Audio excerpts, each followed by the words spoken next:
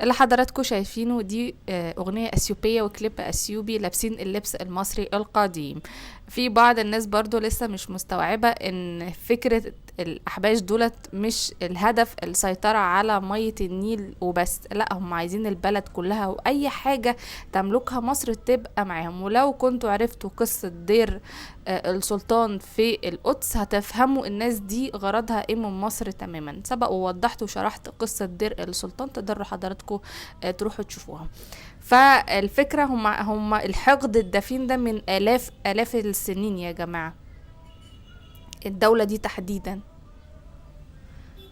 فهم عايزين يسرقوا الحضارة. وسبق وقلت لكم كان أكسل، هو في الغالب حبشي، أشارة اللي أنا اتكلمت عنه امبارح في الغالب حبشي. كمان اللي بيعلمهم ومشيهم واحد اسمه دكتور بن، هو حبشي يهودي من الفلاش بتوع إسراء.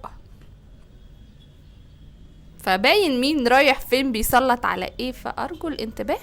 وسبق قلت لكم ان حوار نهر النيل ده يعني جمال حمدان بيقول لكم ان هو من بقاله 500 سنة عايزين يغيروا مسار نهر النيل عشان يعطشوا مصر.